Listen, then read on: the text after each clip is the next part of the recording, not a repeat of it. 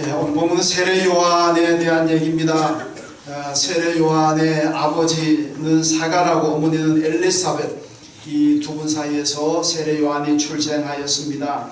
아버지 사가랴는 제사장이었는데 성경을 보면은 늘도록 아이가 없었다, 자식이 없었습니다. 근데 이제 연세가 많아졌을 때에 분양하고 있는데 하나님께서 천사를 통해서 너희가 아들 낳을 것이라 그런 예고를 하셨습니다. 그러니까 사가랴가 그 순간에 웃어버렸습니다. 웃음의 의미가 뭐겠습니까? 아이고 하나님, 내가 지금 나이가 얼마인데 뭐 이제 애 낳는다고, 아이고 그 농담도 잘하시네요, 뭐 이런 식이 있지 않겠습니까? 그러니까 그 순간에 말을 못 해버렸습니다. 여러분, 믿음의 조상이라는 아브라함도 하나님께서 네가 아들 낳을 거라 그러니까 아브라함도 못 믿었잖아요. 아이고 하나님, 내 나이가 얼마인데 그냥 지금 있는 이스마엘이나 그냥 잘 키워주십시오. 뭐 지금 나이에 내가 뭔 아들을 낳고 그 뭐 맞지도 않는 얘기를 하시네요. 그냥 욕심도 없고 낳을 수도 없고 하니까 지금 있는 비록 서자지만 이 이스마엘이나 그냥 하나님 잘 키워주십시오. 그렇잖아요. 믿음의 조상도 하나님 말씀을 잘 못 믿었습니다. 여기 보면 사가랴도 아이고 하나님, 뭐 그런 말씀은 농담도 잘 하시네요. 내가 이 나이에 뭔 아이를 낳습니까? 그래서 말을 못하게 되다가 세례 요한이 태어나고 난 다음에 이제 하나님께서 입을 열어주셔가지고 말을 하게 되었습니다. 어쨌든 간에 이 사가랴에 대해서 성경은 그가 성령이 충만했다 그렇게 말씀하고 있고, 또 그의 어머니 엘리사벳은 예수님을 낳았던 마리아와 친족간으로 나와 있습니다. 그러니까 아이를 임신한 마리아가 왔을 적에 이 엘리사벳이 축복하면서 하여튼 격려했던 그런 장면도 성경에 나와 있습니다. 그러니까 세례 요한의 아버지, 어머니 모두가 다 경건한 사람이었다 그렇게 볼 수가 있습니다. 이 경건한 부모 밑에서 세례 요한이 출생하게 되었는데, 세례 요한은 예수님이 공생에 시작하기 한 6개월 전에 세례 요한이 활동을 먼저 시작합니다. 한 6개월 동안 사역을 하게 되는데, 이 짧은 사역의 기간 동안에 세례 요한은 이스라엘 사람들에게 완전한 스타덤에 올랐습니다. 최고의 인기를 누리는 그런 자리에 올랐습니다. 여러분, 뭐 몇 년 한 것도 아닙니다. 몇십 년 한 것도 아니고 단 거의 6개월 정도 했는데, 이 6개월 동안에 세례 요한이 얼마나 많은 사람들에게 알려지고 얼마나 많은 인기를, 요즘 연예인들 인기 뭐 저리 가랍니다. 그 짧은 시간에 어떻게 세례 요한이 그렇게 큰 인기를 끌었을까? 그의 삶의 방식이 아주 독특합니다. 이 광야 패션이라 그러는데, 이런 약대 털옷을 입고 다녔습니다. 그러니까 보통 사람들은 그런 옷을 안 입는데, 하여튼 그 옷도 특이하고, 먹는 것도 보면은 유태인들도 주식이 거의 빵 종류입니다. 근데 메뚜기와 석청을 먹었다, 꿀 비슷한 건데, 그러니까 광야에 지나면서 메뚜기 잡아먹고 석청 뭐 꿀 따먹고, 또 메뚜기 참 맛있습니다. 저도 어릴 때 메뚜기 많이 먹었어요. 이 논에 가가지고 잡아다가 이 뭐 강아지 풀에 키워가지고 오기도 하고 벽에 넣어가지고 오기도 하고, 그래서 집에서 구워 먹으면 정말 맛있어요. 맛있는데 하여튼 보약입니다. 보양식인데, 이 세례 요한이 그런 보양식을 광야에서 먹었다 그랬습니다. 근데 먹는 것도 아주 특이하지요. 거기다가 잠도 그냥 광야에서 잤다 그랬어요. 자기 집에 들어가 자는 게 아니고 그 광야에서 그냥 잤다는 거예요. 그러니까 옷도 특별하고 먹는 것도 특별하고 또 뭐 잠자리도 특별하고, 그것뿐이겠습니까? 가장 중요한 것은 그의 메시지입니다. 메시지가 얼마나 예리한지, 정말 성경 말씀대로 그 말씀이 하나 선포되면 사람의 심령 골수를 쪼개고도 남을 만큼 예리한 말씀이 선포되었습니다. 그럼 아무도 입도 뻥긋하지 못할 시대에 그 사회의 리더들을 향해서, 이 뭐 교계 지도자를 향해서 이 독사의 자식들아, 여러분 제가 늘 얘기하잖아요. 우리나라는요, 욕 중에서 개를 제일 못 참는 게 개가 들어간 욕이잖아요. 개를 그렇게 좋아하면서도 욕에 개가 들어갔다, 이건 못 참는 거예요. 여러분, 저는 어릴 때 돼지 같다는 얘기를 많이 들었거든요. 지금은 제가 좀 날씬하지만 옛날 제가 고등학교 때까지만 해도 제가 굉장히 뚱뚱했습니다. 그래서 저는 가는 데마다 별명이 돼지입니다. 그리고 뭐 괜찮더라고요. 그래도 돼지 같은 놈아, 소 같은 놈아 넘길만 하잖아요. 근데 개 딱 들어가면 이거는 못 참죠.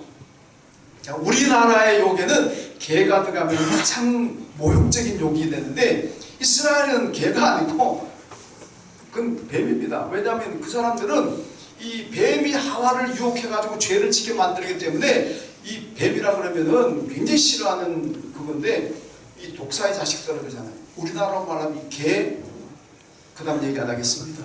차마 강단에서 그 다음 얘기 못 하겠고 얼마나 이 모욕적인 욕이겠습니까? 그런데 이 세례 요한이 사회적 리더를 향해서 이 독사의 자식들아 그러면서 막 비판해버립니다. 그러니까 일반 대중들은, 서민들은 늘 그 리더들, 이 탐욕적인 리더들 때문에 억압받고 착취당하고 속이 부글부글 끓으면서도 힘이 없으니까 말 한마디 못하고 이렇게 넘어가고 있는 상황인데 어느 날 세례 요한이 나와가지고 이 독사의 자식들아 그러고 욕하니까 이게 바로 뭡니까? 대리만족이에요. 대리만족.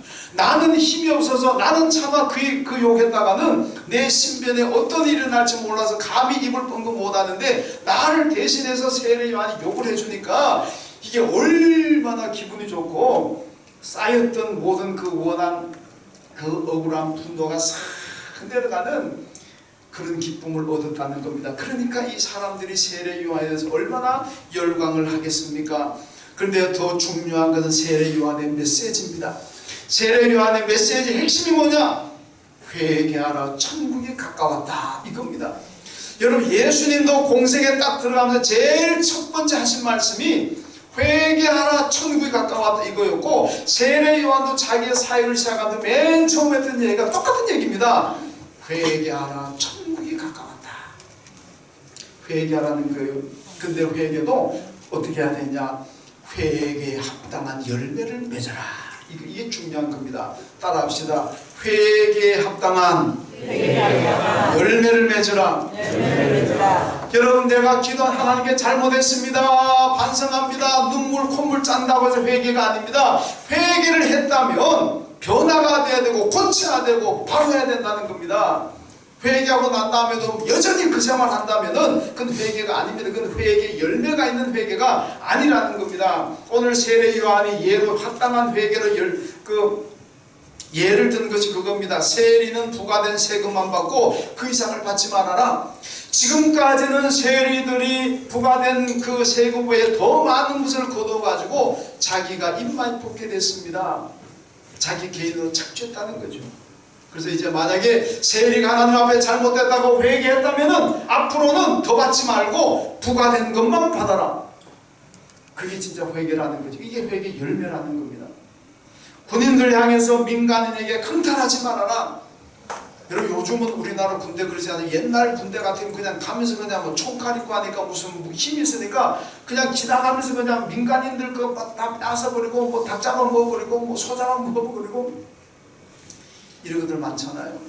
이 군인들의 뭐 옛날 말로 뭐 사투로 곤조라는, 미안합니다. 하여튼 뭐 지나가면 그냥 군인들이 한번 지나갔다 그러면 다 작살나버리는 그런 때도 있었잖아요. 그러니까 여기다 이스라엘도 그런 거 아니에요. 이 군인들이 그 군인의 힘을 이용해가지고 민간인들의 재산을 그냥 빼앗고 그냥 자기 마음대로 먹어버리고 아마 이런 것들이 있었는 것 같아요. 그러니까 군인 여러분들이 만약에 회개했다면은 민간인의 재산을 강탈하지 말아라. 옛날에는 회개하기 전에는 강탈했더라도 이제는 강탈하지 말아라. 그것이 바로 회개에 합당한 열매라. 그렇게 말씀하고 있습니다. 죄를 반복하지 말아라. 그런 얘기죠. 여러분, 도둑질 해가지고 회개했다면 그 다음 도둑질 안 해야 됩니다. 그게 회개의 열매인 거예요. 주일 예배 안 들어가 하나님 앞에 회개했다면 그 다음부터 주일 예배 잘 드려야 됩니다. 그게 회개의 열매입니다. 탐욕을 가졌다가 회개했다면 탐욕을 버리는 게 그게 회개입니다. 회개 합당한 열매이죠. 그냥 내가 교회에서 잘못했습니다, 통곡하고 뭐 가슴을 치고 그 자체가 회개는 아닙니다. 그리고 변화가 되어야 회개지.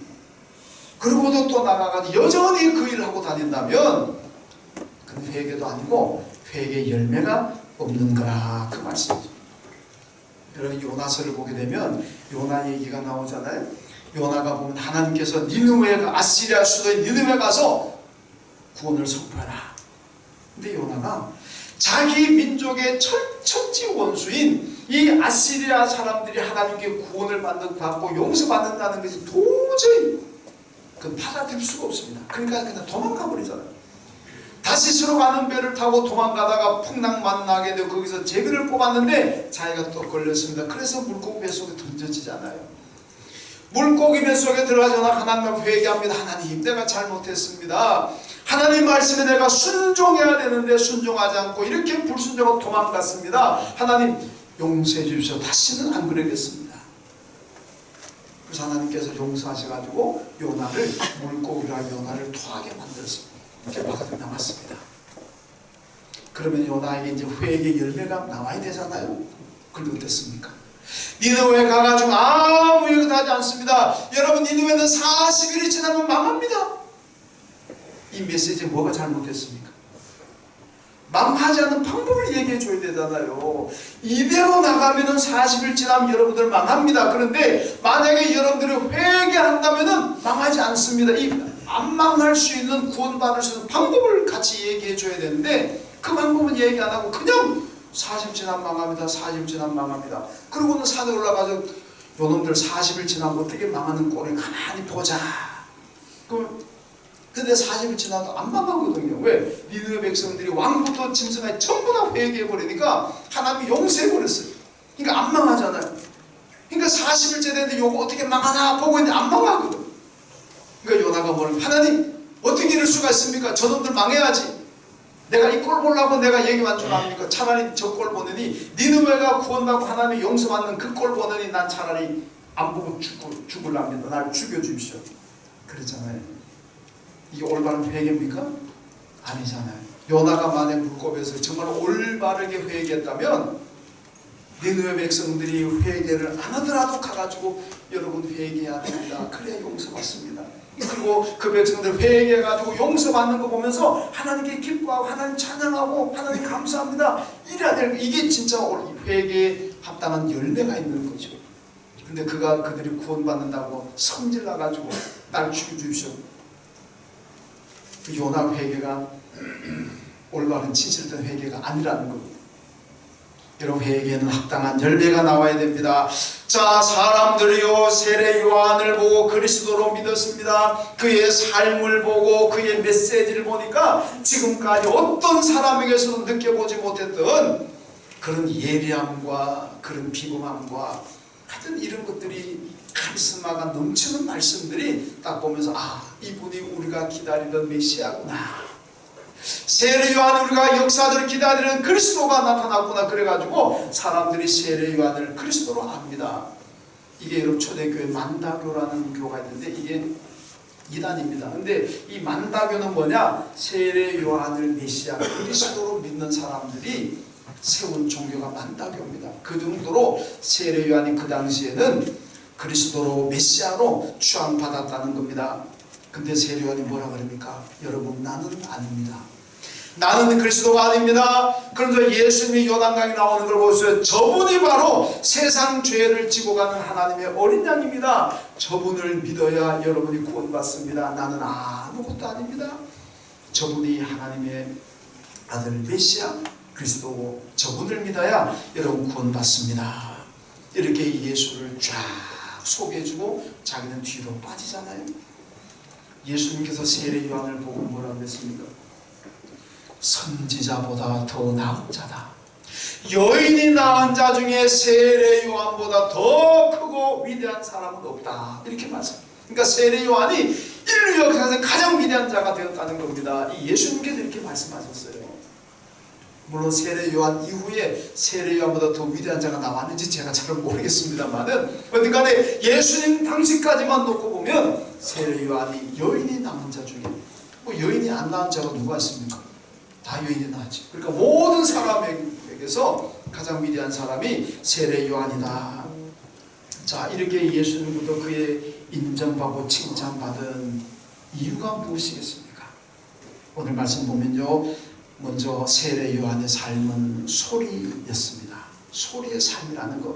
오늘 먼저 읽었던 본문 1장의 본문을 보면은 제사장과 레위인들이 요한에게 왔습니다. 그리고 세례 요한에게 묻습니다. 당신이 그리스도이냐? 아닙니다. 그러면 엘리야나 혹 선지자냐? 아닙니다. 그럼 뭐냐? 이거죠. 네가 그리스도냐? 아닙니다. 그럼 선지자냐? 아닙니다. 엘리야냐? 아닙니다. 그럼 너 뭐냐? 너 정체가 뭐냐? 23절에 보면요, 이렇게 자기의 정체를 밝히고 있습니다. 주의 길을 곧게 하라고 광야에서 외치는 자의 소리입니다. 이렇게 나는 예수를 전하고 소개하는 소리입니다. 세례 요한은 예수 그리스도의 길을 평탄케 하는 사명을 받았고 그 사명대로 광야에서 소리치는 소리다. 이것이 그의 고백입니다.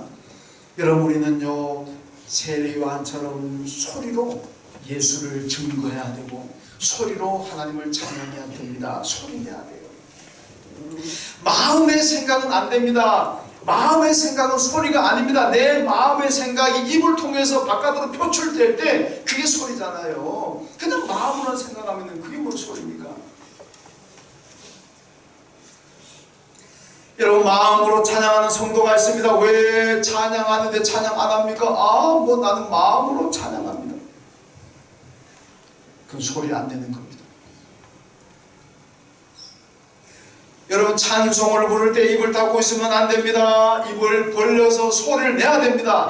우리는 소리입니다. 소리 내서 하나님을 찬양해야 되는 거예요. 입을 열어 예수를 전하고 전도해야 될 때가 있었는데 입을 닫고 있다면 안 됩니다. 우리는 소리. 무슨 소리? 내 입으로 하나님을 찬양하는 소리가 돼야 되고 내 입으로 예수를 증거하는 그런 소리가 되어야 된다는 말씀입니다. 여러분, 이 방글라데시 얘기 제가 가끔 하는데요, 우리 내년 2월달 또 방글라데시 또 갑니다만은 제가 우리 교회 아들 가끔 쳐다보면 찬양할 때 보면 찬송 입을 안 벌립니다. 우리 교인들 중에 여기 제가 여기서 딱 보면 다 보입니다. 누가 입을 벌리지 않으면 다 보여요. 예, 여기 어른들도 찬양할 때 보면 입 안 벌리는 분들이 있습니다. 여러분, 세례야 좀 소리가 돼. 입을 벌려야 돼.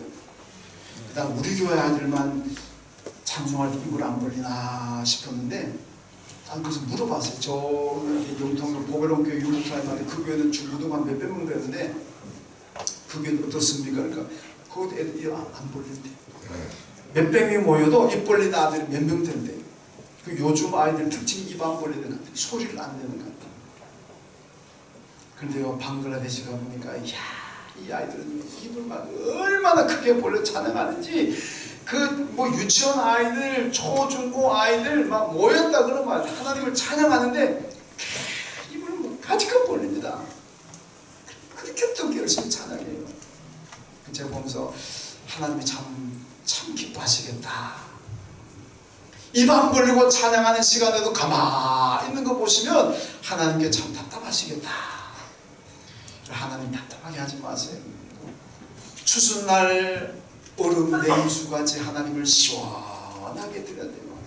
시원하게 들리면은 내 입으로 소리를 외치고, 찬양할 때도 소리 외치고, 입을 크게 벌리고 소리 외치고, 예수를 전할 때도 입을 벌려서 예수를 전하고, 이 소리가 되어야 된다면 그게 하나님 기뻐하시고 하나님 시원하게 하는 거 아니겠습니까? 시편 39편 7절 보니까 다윗이 이렇게 얘기합니다. 주여, 이제 내가 무엇을 바라리요? 나의 소망은 주께 있나이다. 이렇게 고백합니다. 여러분, 다윗이 신앙을 고백할 때는요, 국가가 위기에 처했습니다. 사울이 왕의 자리에 있었고, 그러다 보니까 국가가 암흑같이 별로 비전이 없는 시대였습니다. 자기 개인적으로 보더라도 사울 왕의 추격을 받아서 언제 죽을지도 모르고 늘 위기 가운데 처해 있습니다. 여러분, 이런 가운데 국가의 모든 문제를 해결하고 자기의 모든 개인의 문제를 해결할 수 있는 분은 누구냐? 오직 하나님밖에 없다는 거예요. 그래서 자기는 모든 소망을 하나님께 두고 하나님만 바라보겠습니다. 이것이 다윗의 고백입니다. 여러분, 오늘 우리 사회가 얼마나 어지럽고 혼란합니까? 그런데요, 이 사회를 해결할 수 있는 분은 오직 예수 그리스도, 오직 하나님밖에 없는 줄로 믿습니다. 우리 개인의 삶이 얼마나 때때로 힘들고 고달프고 어려움이 많습니까? 내 개인의 모든 문제도 오직 해결할 수 있는 분은 오직 하나님, 오직 예수 그리스도뿐인 줄로 믿습니다. 그러니까 세상 바라보고 사람 바라보고 절망하고 한탄하지 마시고 우리는 언제나 예수 바라보고 그리고 하나님 바라보고 우리 주님께 소망을 두고 살아가야 될 줄로 믿습니다. 거기에 희망이 있고 여러분 거기에 능력이 있는 거예요. 이사야 20장에 보면은요, 유다가 남왕국 유다가 애굽을 자꾸 의지합니다. 하나님을 의지하라 그래도 하나님 의지하지 않고 하나님 바라보지 않고 맨날 애굽을 바라봅니다. 이 애굽이라는 나라가 우리를 보호해 줄 것이고 우리나라를 안전하게 해줄 것이라는 그런 믿음을 가지고 있습니다. 하나님께서 이사야에게 말씀, 너는 3년 동안 벗은 몸과 벗은 발로 다녀라. 뭐 다 벗었겠습니까마는 하여튼 막 우통 정도는 벗지 않았나 싶습니다. 이사야가 3년 동안 벗은 몸과 벗은 발로 다닙니다. 그 의미가 뭔지 압니까? 하나님께서 말씀합니다. 이게 도대체 무슨, 이사야가 무슨 의미로 내가 이렇게 해야 됩니까? 창피하게 이렇게 벗고 다녀야 됩니까? 그러니까 하나님께서 말씀하시기를 이스라엘이 의지하는 애굽이 아시리아 제국에게 멸망할 것이고 멸망함으로 말미암아 애굽의 포로들이 너처럼 너와 같은 모습으로 포로로 끌려갈 것이다. 그러니까요, 이스라엘이 어떤 통곡을 하게 되느냐, 우리가 의지하고 우리가 도움을 구하고 우리를 지켜줄 거라고 믿었던 애굽이 적골이 되었다면 우리는 이제 어떻게 할 거냐? 우리 어떻게 하냐? 나 어떻게 노래했죠? 대학가 이래서 대사문제를 그 노래 굉장히 좋아합니다. 정말 제 일반 노래로 치고는 제 그 노래 제일 좋아요. 나 어떻게? 예. 옛날에 노래방 몇 번 갔었는데 그때가 무조건 처음에 제 나 어떻게 불렀어요. 그 노래 좋아하는데 이스라엘 백성들 그거예요. 아니 우리가 믿고 이제는 애굽이 망했는데 우리 어떻게? 나 어떻게? 이런 탄식이 나온다는 겁니다. 왜 그렇습니까? 하나님은요, 우리가 의지하고 바라보는 것 있으면 하나님이 쳐버립니다. 이스라엘 백성들이 하나님을 바라보고 하나님을 의지해야 되는데 하나님을 의지하지 않고 하나님 바라보지 않고 애굽을 바라보고 애굽을 의지하니까 애굽을 쳐버리는 거예요. 그럼 이스라엘도 망하는 거지. 얼마나 힘들겠습니까? 여러분, 하나님 외에 바라보고 의지하는 건 있습니까? 빨리 이 시선을 하나님께로 돌리세요. 여러분, 물질을 의지하고 바라보고 있으면 하나님 물질을 주십니다. 여러분, 건강 믿고 하나님 건강 바라보고 건강만 보고 가십니까? 하나님 건강 쳐버릴 수 있어요. 하나님 바라보고 하나님 의지해야 됩니다. 그래야 하나님께서 우리를 안전하게 지켜주시지, 하나님 이외에 다른 세상의 것을 바라보고 다른 세상 것을 의지한다면 하나님 그걸 치십니다. 하나님께로 돌아오라고. 우리가 돌아오는 것은 감사하지만 그 하나님께 칭을 받았을 때 우리가 얼마나 괴롭고 아프겠습니까? 그 아픔과 괴로움 경험하기 전에 알아서 하나님께 돌아오라는 말씀입니다. 어저께 이여론 교수 인터뷰를 제가 쭉 인터뷰 읽어보았습니다. 그 이여론 교수의 딸이 이민아 씨라고, 이분이 원래 미국에 가서 성공한 한국인으로 정평이 나 있었습니다. 미국에서 변호사, 캘리포니아주 검사도 있었고 국제 변호사로도 있었고 정말 잘 나갔죠. 잘 나갔고, 그런데 이분이 나중에는 마지막에는 목사 신학을 하고 목사가 되었습니다. 딸이. 근데 참 개인 가정사를 보면은 참 뭐 어떻게 얘기, 불행하다 그래야 되나요? 두 자녀가 있었는데 뭐 하여튼 이혼하고 두 자녀 있었는데 큰 아들이 25인가 되었을 때 뭐 하여튼 세상을 떠났습니다. 그리고 둘째는 자폐증으로 어려움을 겪고, 본인은 나중에 암에 걸렸고, 이 개인적으로 보면 얼마나 힘들겠습니까? 그런데도 불구하고 하나님 은혜가 너무나 감사해가지고 그 상황에서 오히려 그럴 것 같으면, 보통 같으면 예수 난 못 믿겠다고 떠나버릴 것 같은데 오히려 그 상황에서 하나님 은혜 감사해가 신학하고 목사가 됐다는 거예요. 마지막에 세상 떠나기 1년 전에 한국에 나와가지고 이여론 교수 아버지와 같이 1년을 지냈다는 거예요. 그 전에 얘기입니다만은 이 자기 여러 교수가 자기가 예수 믿은 이 동기를 밝히는데 그분이 철저한 무신론자였습니다. 여러 교수도 철저한 무신론자였는데 그런데 예수를 믿고 세례받고 지금 믿음 생활 잘하는 거예요. 어떻게 믿었냐 그랬더니 이 딸이 그랬더니 아파가지고 오늘 내일 하는 딸이 계속 치료받으면 항암 치료 암으로 치료받으면서 아빠 내가 가장 큰 소원은 내가 병 낫는 거 아닙니다. 아빠가 예수 믿는 겁니다. 그러니까 이 여름 교수가 도대체 이 아이는 내 딸이지만 이해를 못하겠다. 아니 지금 예수 믿나 그러다가 이렇게 자녀들도 이렇게 참 안타깝게 되었고 본인도 지금 암에 걸려가지고 지금 중내사하는 이 마당에 뭔 예수가 좋다고 나한테 소원이 예수 믿으라 그러냐. 처음에는 막 화가 나더라는 거지. 이 바보 같은 거. 근데 자기가 곰곰이 생각해 보니까 야, 내 딸이 개인적으로 저렇게 불행을 당하면서 저러면서도 예수를 믿고 목사가 되고 저러면서도 지 아버지에 대한 소원이 예수 믿는 거라 그러니까 도대체 내 딸이 믿는 예수가 도대체 어떤 분이길래 저런 상황에서도 예수 믿으라 그러느냐. 이제 그 생각이 들더라는 거예요. 그래서 그래 내 딸이 이 지경을 당하면서도 아빠에 대한 소원이 예수 믿는 거라 그러고 본인도 저렇게 고난당하면서도 기뻐하고 감사하고 예수를 전하는 거 보니까 여기는 뭔가 특별한 것이 있을 것 같다. 그래서 자기가 예수 믿었다는 거예요. 이 두 분은요 아버지와 딸이 공통점이 뭐냐, 암에 걸려서도 항암 치료 안 받았대요. 왜 안 받냐 그러니까 하나님 나라 가면 더 좋은데 지금 여기 내가 이 항암 치료 무슨 방사능 치료 받아가지고 힘들게 해가지고 몇 달 몇 1, 2년 더 살아가지고 그게 뭔 의미가 있느냐. 딸도 여기보다는 빨리 하나님 나라 가고 싶다고 다 그 치료 안 받고 그냥 하나님 부를 때 갔고, 이런 교수 지금도 본인 암이 돼 있는데 치료 안 받는데 왜 안 받느냐. 하나님 부름 빨리 가서 딸 만나고 싶다는 게 천국 간다는 거지. 그래서 안 받는데. 그래서 이분이 얘기하는 게 내 딸이 마지막 목숨을 거두는 그 순간까지도 하나님을 찬양했고 자기를 찾아오는 사람들의 죽음과 사투를 벌이면서도 예수 전하더라는 얘기입니다. 마지막 순간까지도 옆에 사람들에게 예수 잘 믿으라고, 예수 안 믿는 사람 만나면 예수 믿으라고 그러다가 하나님 부르심을 받았다. 이런 인터뷰를 보았습니다. 정말 감동적인 삶이 아니겠습니까? 여러분 그 딸은 마지막 죽는 순간까지 예수의 소리였습니다. 소리내어서 예수를 전했고 소리내어서 하나님을 찬양했습니다. 여러분 우리가 어떻게 살아야 되겠습니까? 우리도 마지막 내 생명 끝나는 그 순간까지 우리는 소리여야 됩니다. 어떤 소리? 예수를 전하는 소리, 하나님을 찬양하는 소리.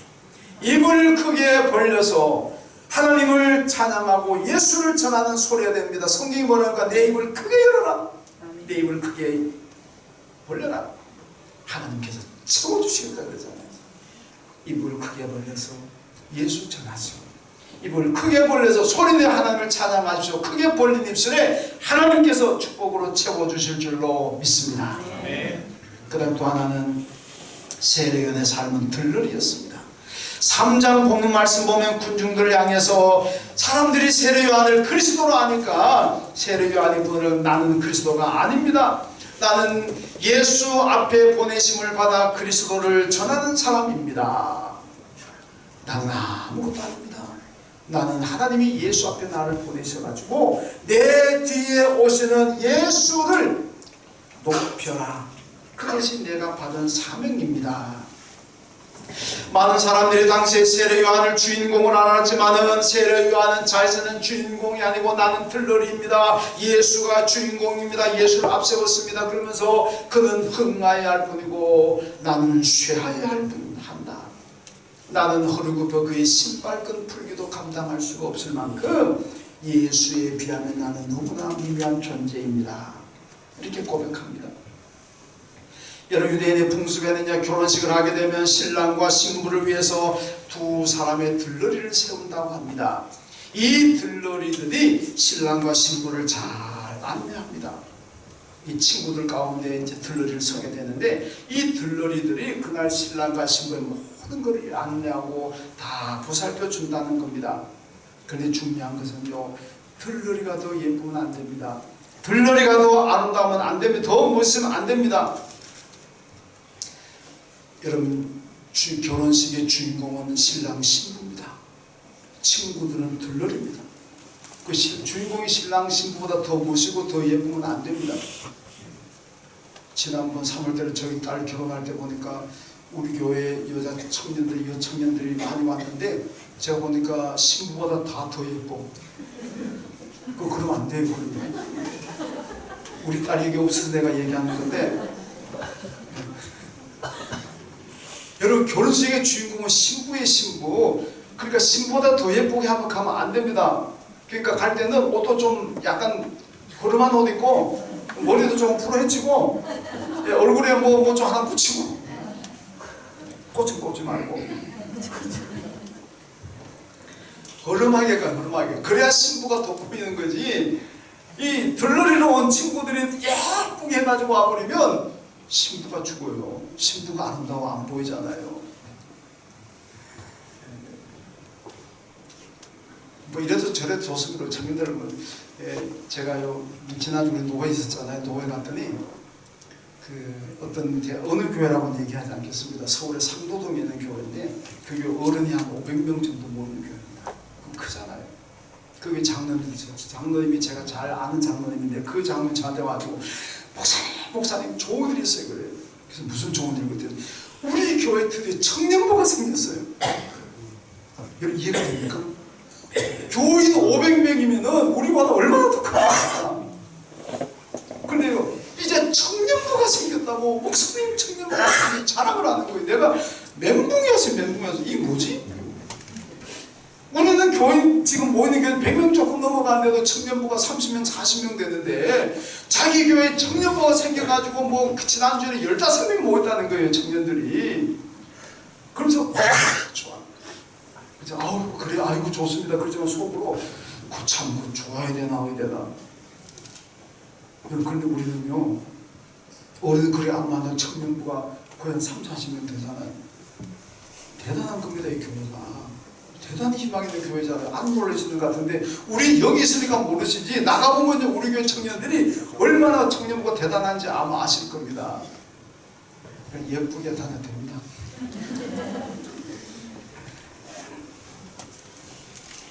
자, 제가 드릴 말씀은요, 예수가 주인공입니다. 우린 다 들러리입니다. 우리가 예수보다 높아지면 안 됩니다. 우리는 언제나 예수를 높여야 됩니다. 예수가 아름답게 보이게 만들어야 되고 예수님이 빛처럼 보여야 되게 만들어야지 예수를 끌어내리고 내가 아름답게 보이고 내가 멋있게 보이겠다 안 된다는 겁니다. 우린 들러리인 것을 잘 알아야 됩니다.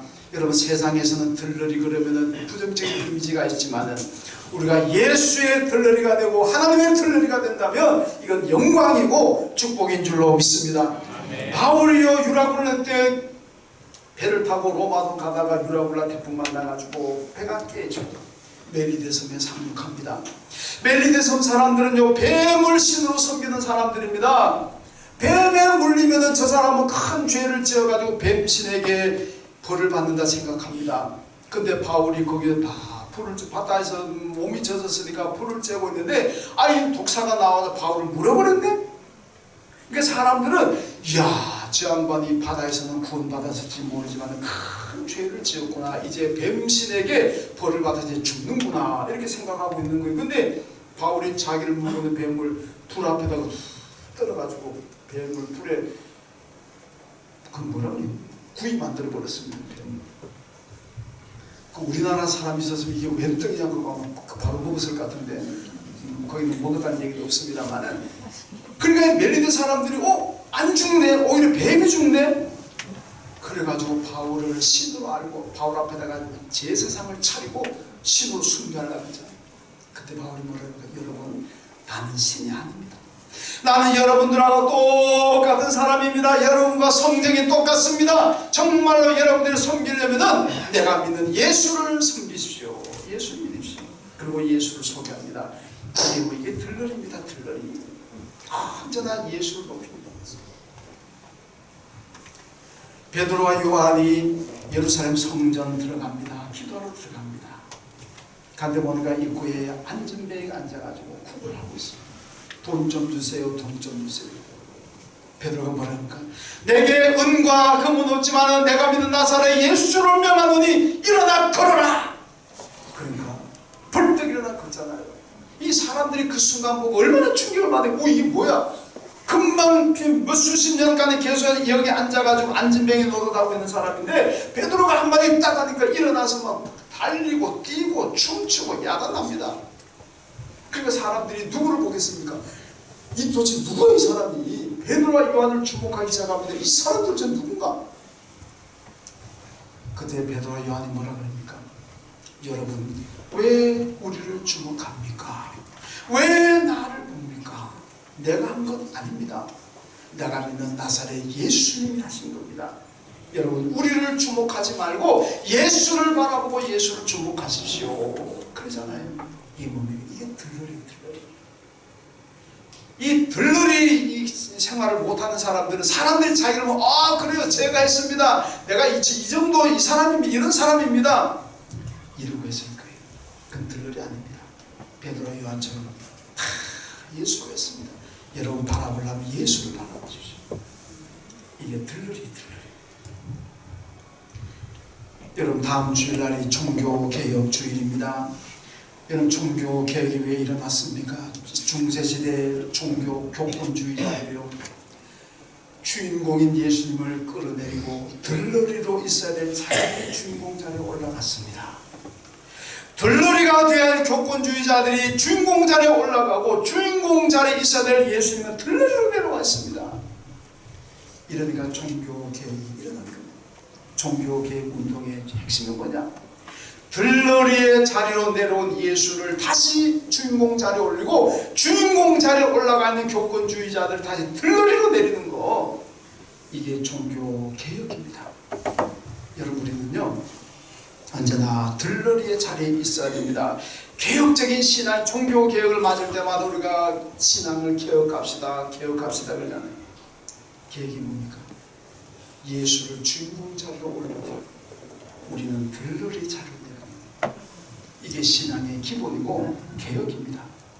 여러분 우리 성도들은 생각과 삶 속에서 예수가 보여야 됩니다. 그래야 들러리 신앙인 거예요.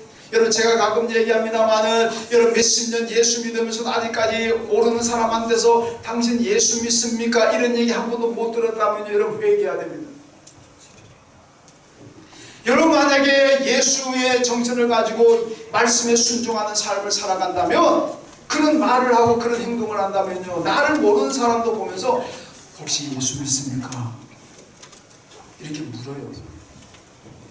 근데 아직까지 그런 질문 한 번도 못 받아봤다. 내가 손들한 얘기는 안 하겠습니다. 개인 프라이버시가 있으니까. 근데 스스로 물어보시죠. 과연 나는 지금까지 나를 모르는 사람들이 나를 보고 혹시 예수 믿습니까? 이런 얘기 한번 질문 받아보셨는지. 여러분 그래도 아직도 우리나라가 개독교라 그러고 뭐 개독교인이라 그러고 인터넷에 그렇게 욕이 올라오지만은 그래도 아직도 교회에 다닌다 그러면 그래도 좋은 사람을 알아요. 왜그런지 아십니까? 나쁜 짓 하는 사람, 범죄한 사람은 도둑질하고 살인 강도한 사람한테 가가지고 혹시 예수 믿습니까? 그렇게 안 묻잖아요. 그래도 착하고 선한이라고 말도 아름답고 향기 나는 말을 하고 그러면 가가지고 혹시 예수 믿습니까? 이러잖아요. 그게 뭡니까? 아직도 일반 사람들은 교회를 욕을 하면서도 그래도 예수 믿는 사람들은 안 믿는 사람들에 비해서 말과 행동이 더 어질고 선하다는 걸 인정하기 때문에 좋은 일 하는 사람 보면 혹시 예수 믿습니까? 예수 믿습니까? 이러지요. 엉터리같이 살고 악하게 사는 사람한테 가가지고 예수 믿습니까? 이런 질문 안 합니다. 그러니까 아직도 그래도 우리나라의 희망은 기독교입니다. 그러니까 여러분 기독교인답게 우리가 들러리 신앙 예수를 잘 보여주고 그리고 내 말과 내 삶 속에서 예수가 보여야 됩니다. 예수가 보이면은 따라오는 질문이 있습니다. 예수 믿습니까? 이렇게 되잖아요. 여러분 말 한마디 한마디에서도 예수가 보여져야 되고 여러분 행동 하나하나에서도 예수가 보여져야 되고 언제나 예수만 높이는, 이게 바로 들러리의 삶입니다. 여러분, 바울이 그랬잖아요. 나된 것은 다 하나님의 은혜입니다. 이게 들러리 신앙입니다. 나를 통해서 하나님이 영광을 받으시고, 나를 통해서 예수가 빛나고 예수가 높임을 받는, 이게 들러리 신앙입니다. 여러분, 세례 요한처럼 예수 전하는 소리가 되시고 예수 보여주는, 예수를 높이는 들러리 신앙 되시기를 주님의 이름으로 축원합니다. 하나님 감사합니다. 오늘 세례 요한처럼 우리 모두가 예수의 소리가 되어서 예수 전하는 입 되게 하여 주시고, 또 우리는 세례 요한처럼 예수의 들러리가 되어서 예수만을 높이고 예수만을 자랑하는 저희가 되게 하여 주시고, 우리 모든 말과 삶 가운데 예수가 보여지는 복된 신앙인 되게 하여 주옵소서. 예수님의 이름으로 기도하옵나이다. 아멘.